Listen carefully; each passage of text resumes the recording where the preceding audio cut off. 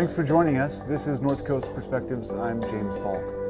The terrible and surreal unfolding of 2020 as a black letter year in the history of the world continued to pace this week when word leaked that President Donald Trump and First Lady Melania Trump have been infected with COVID-19. This afternoon, President Trump was transported to Walter Reed Hospital for a stay that's likely to be at least several days. As we all adjust to the shock of that news, we continue to lose important local traditions and events that have long formed the cultural backbone of this community. This time, the 33rd annual Pastels on the Plaza, a yearly event held to raise funds for the North Coast Children's Services, has been canceled. And the organization is working to raise funds in other ways. We chat with staff members in a few moments to underline the role they play in the community and to outline how those funds go a long way to meet the needs of area children. We in Humboldt County remain among the luckiest folks in California. If you can find some wood, knock 3 times if you please, and that's counting the more than 500 people locally who've contracted COVID-19 and the 8 who have died. Our various color-coded systems indicate that Humboldt County has settled into a new normal, with some spread but nothing like the rates that have impacted the rest of the state. The one lesson I hope we can all draw from the president's infection, that this disease respects no political opinions, it has no horse in the race. No matter how important you find yourself or how secure you believe your own health to be, one tiny slip of the mask is all it takes. Trump, of course, rightfully so, has access to the best health care America has to offer. Whatever his ultimate fate, those circumstances give him the greatest chance at survival. The rest of us are not so lucky. Know that and learn to respect the old-timey wisdom that says an ounce of prevention is worth a pound of any cure. This afternoon, KEET TV sat down with Executive Director Kathy Montagne and Program Director Lindsey Ziegler of the North Coast Children's Center to talk about the cancellation of this year's Pastels on the Plaza. That event has provided large amount of steady funds for NCS over the years, and it was obvious that this year's event would be missed. Oh, it was such a hard decision for us to make, and really just heartbreaking for us to have to cancel this community event that, is so dear to our hearts, and we know is dear to the hearts of so many people throughout Humboldt and Delaware counties. Thousands of people come to walk around the plaza throughout the day of and throughout the weeks after the artists finish their work. And so it was just, felt like we really couldn't, no matter how much we want to bring people to, we want to get together and we want to come together as a community. It just, was not a safe choice at this time.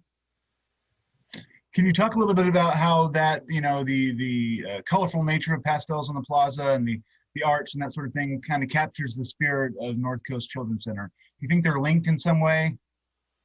Well, we have such a wonderful, vibrant, and talented artist community in Humboldt, as well as just an amazingly generous business community that they just support children and families and all sorts of efforts to benefit our community at every turn. And, the families and the children are really the bedrock of our community, and educating families and educating children and supporting families is, we're building our community, from 0 to 5, from pregnancy, on up. And so I know that the artists and the business community, they really, recognize and value children and families. Our community has really shown a lot of support for children and families. And so, it was a perfect partnership to highlight some of those really special things in our community and, support children and family services. What I'd like to add to that is Pastels on the Plaza is a participatory event. And hundreds of artists bring their families and their friends to help them do their artwork. And it's joyful, and there's music, and we have a children's art area. My mask is working to keep it off. But it's so wonderful, and it's so loving. It's peaceful. It just has this magical quality to it. And I think that's what makes the event friendly to children and families and everyone who comes that day or comes the days after. Absolutely. So, I mean, how much of a financial hit for it is it for you to not be able to hold the event? It's $35,000. So it's Wow. a significant hit. And we're in the process of expanding our services in the Eureka community and some underserved areas there. So we'll have to find other ways to do that, whether it's grants or other fundraising opportunities. But it is a hit, and it's grown every year. That's the other thing. It's stable. It's grown every year. It's sustaining. Yeah. Really. So it's been a win-win for everyone. Do you guys accept unsolicited donations? Can people just from the community just give to the center? Oh, absolutely. How would they go about doing that? So if someone wants to donate to North Coast Children's Services, we would happily receive cash donation at our main office, or it can be mailed to us. Our main office is at 1266 9th Street in Arcata, right across the street from the Humboldt Creamery building. Or a check can be mailed to P.O. Box 1165 in Arcata. Now, it's an interesting, issue right now because so many kids are stuck at home. They're either doing distance learning or they're doing some sort of hybrid model. And a lot of times maybe they're sort of hostage to circumstances in a home that might be tense, or there's more stress around the house. What is your advice to parents who, have kids at home and where they typically might not and are concerned about that and may need to sort of, abrogate that stress with healthy activities or something? What can people do? I think that the most important thing for people to do is to nurture and reassure their children, and to take those opportunities to bring the family together to do something outside or different, or that they haven't had the opportunity to do before. And it's really a challenge, and of course it's more of a challenge for some families than others because they may not have resources to deal with it. So one of our principles is providing family support to children, to families and their children. And so we're able to do that. We're staffed to do, we have mental health consultants, and we have staff that work with children. And so a lot of the teaching that we're doing and a lot of the virtual programs, as well as the on-site programs, have that component to it. So looking for opportunities. First Five offers a lot, and other larger childcare organizations, but nurturing and taking care of yourself as well as your children is really important right now. We recognize that and feel like it's a challenge. At times it's a real challenge. Yeah.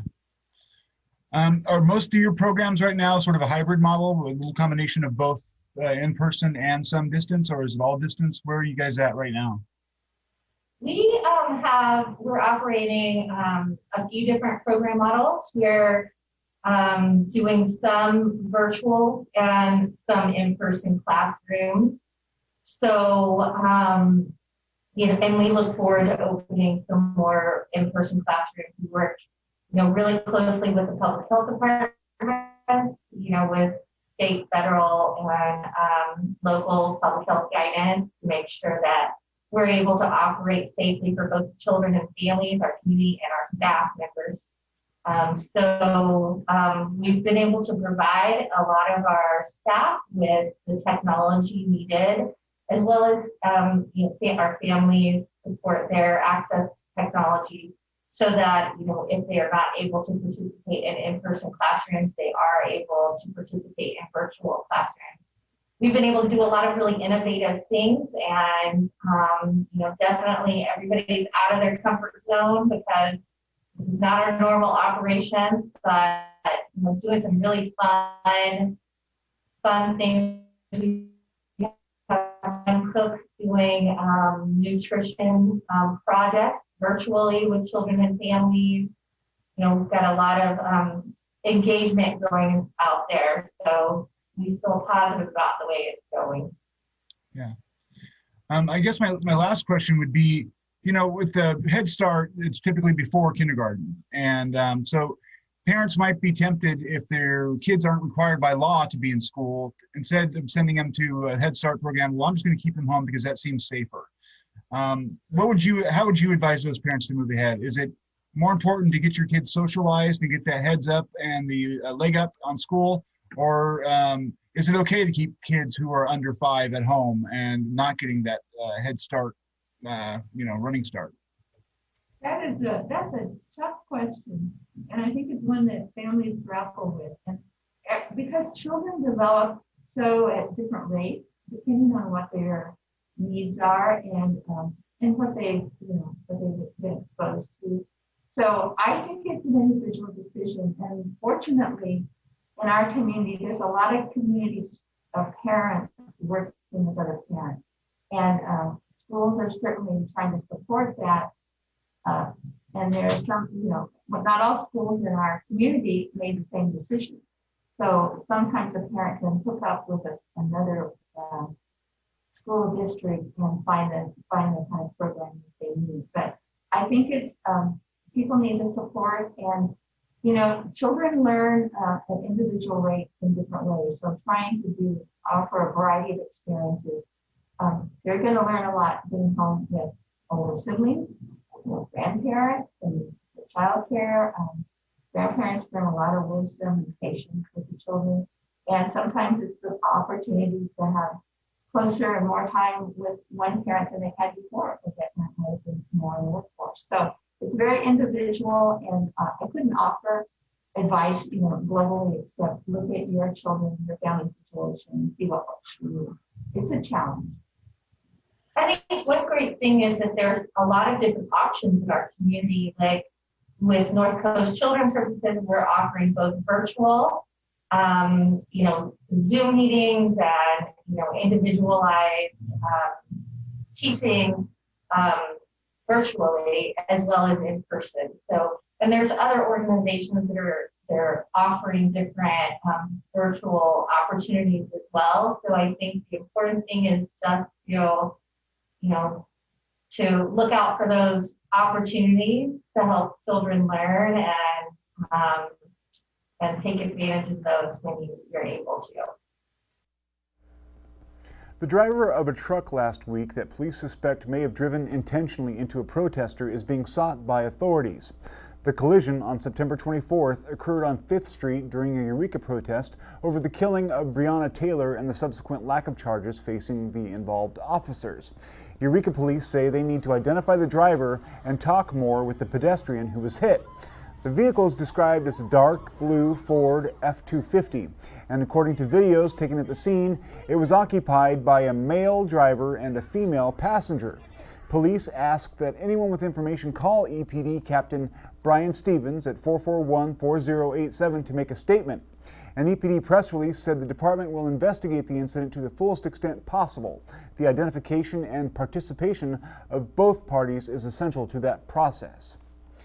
Even as the ultimate fate of a new COVID stimulus bill remains murky, the U.S. House of Representatives this week passed an updated version of the HEROES Act that would, if passed by the Senate, provide $2.2 trillion to address the health and economic impacts of COVID-19. The first version of this package was passed by the House in May, but never received a vote in the U.S. Senate.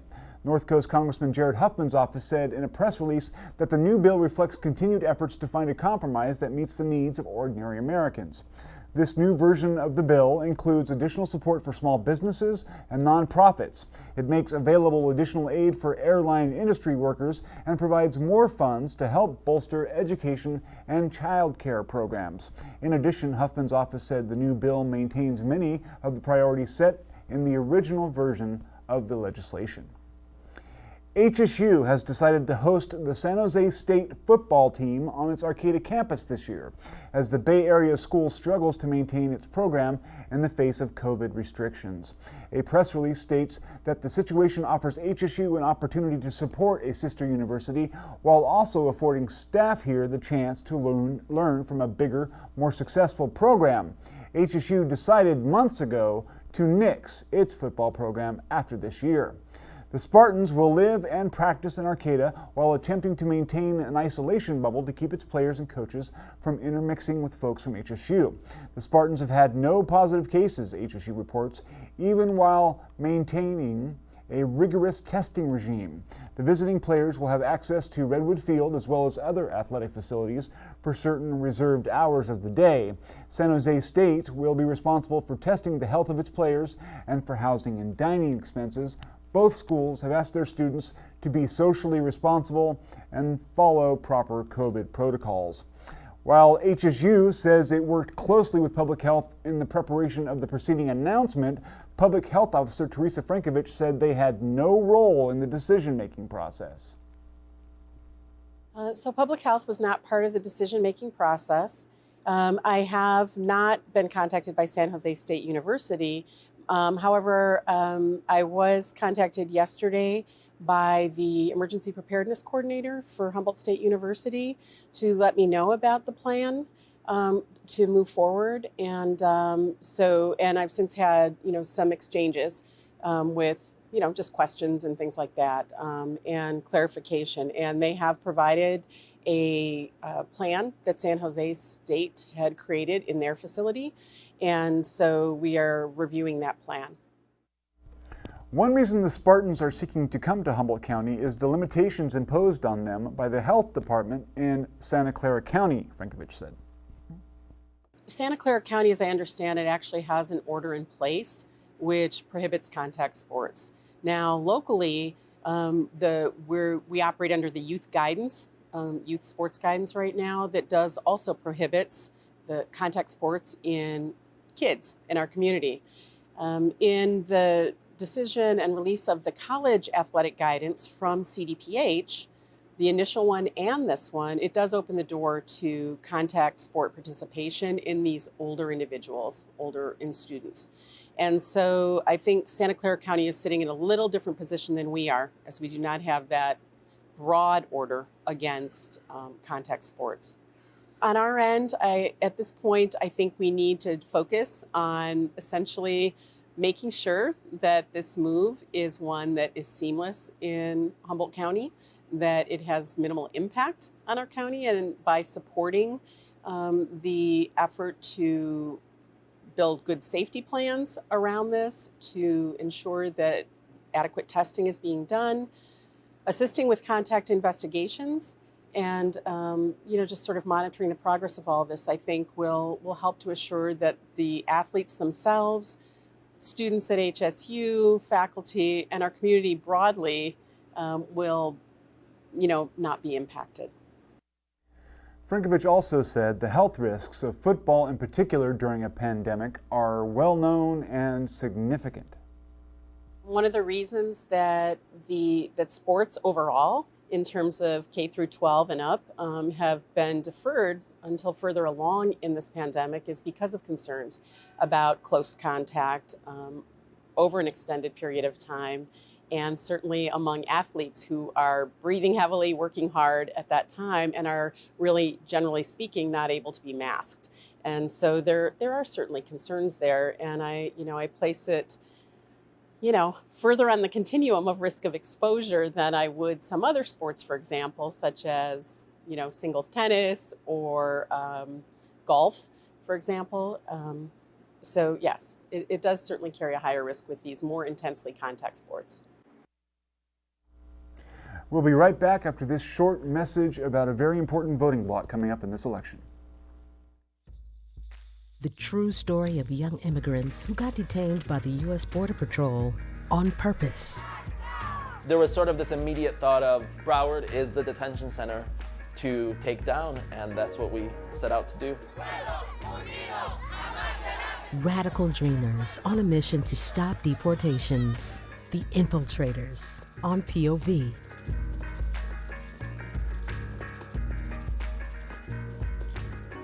We're here in Doral, in Miami, engaging in some mutual aid. Latinos represent over 16% of Florida's registered voters. But there's 4 million young people and people of color that aren't voting. Florida is clearly going to be a critical battleground state. We see that as our mission and mandate to expand the electorate to transform our state.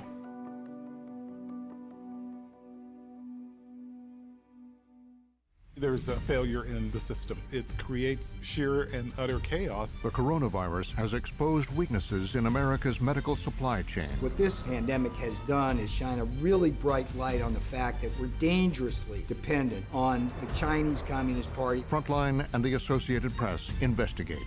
The only way that America will change is if people die, and now they did.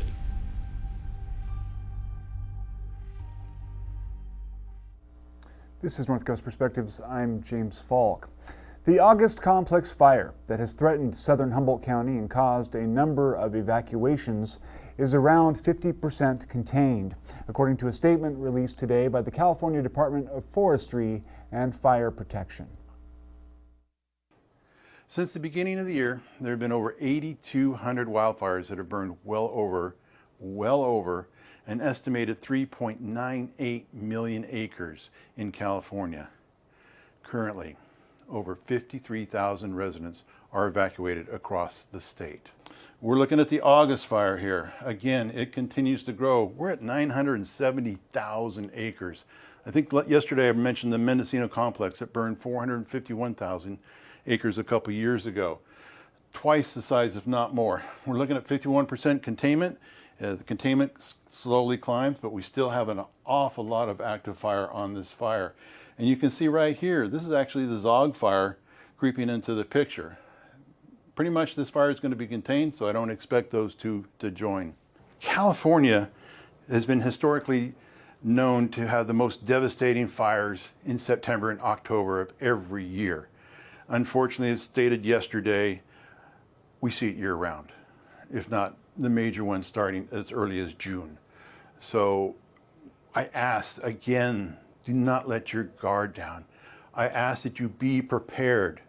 Readyforwildfire.org, great website. Please look it up. You can get it on your phone. You can have different avenues to get to it. But I am asking you also, help us help you by being prepared. Nurse Susanna Gibson is our featured COVID poet this week, and her work offers a glimpse into the struggle faced by frontline healthcare workers. This poem, along with all the others we've aired over the past 2 months, can be found in the Behind the Mask anthology of Humboldt County COVID poems. Please enjoy. My name is Susanna Gibson. This poem is called When It Hit Home. I don't know what to write down anymore. I cannot seem to leave it behind me or put it down or scrub hard enough to make the seams match up again. Dreams about the virus and my sick patients. In my dreams, I can do nothing to help them. Most of the time, I cannot tell if I have slept or if I'm driving. Work is never done. There are so many of us who have it worse than I do. I read every day, it is not enough. We are not enough. There are stronger nurses than I am. These other nurses, they say, I got this, before they put their kids to bed, before they wash their hands, before they get sick, before they don't say words anymore. There's too many people that are going to die. They'll be alone. It is illegal to mourn in this country, illegal to mourn this country. Someone said I was the beating heart of our practice. That was a long time ago. Lately, I fantasize about how best to cut out my beating heart. I could give it away. I could stop making friends with my patients. I could swallow whole my heart. I've gained weight. I eat as if I burn calories, as if my heart races for good reasons. I eat so I feel heartburn while I lay awake, so I can feel fullness. At least it's something. I don't understand how we are not all suicidal. My patients are not supposed to hurt like this. They're not supposed to be sick and getting sicker. They're not supposed to all get sick together. I'm not that kind of nurse. I don't know how to do this job. I do not know where the lines are. I can't keep inside of them. I can't keep them safe. I cannot work this out so we are all okay. And that used to be what I was good at. Today, I was told I'm not able to be used anywhere. This makes my husband happy. My set of skills is useless. I cannot make sense of this. I read, there's not enough. There is no light. There is no, when this is all over, there is only my heart burning. There is only my one foot in front of my other foot. There is only a countdown until my friends are gone. I see this virus everywhere. That's all the time we have for tonight. Thanks for joining us. We have the current COVID figures on a graphic here. I think we're going to take in a second to give you guys the most current picture of where the county stands in terms of COVID-19. Remember to do all the things that'll keep you healthy and happy, and that's washing your hands, wearing a mask, putting on gloves even, doing whatever you can to keep the germs away and stay socially distant. We hope that you can keep your family and your friends safe by seeing them only when you can and doing what you can. So stay tuned, stay informed.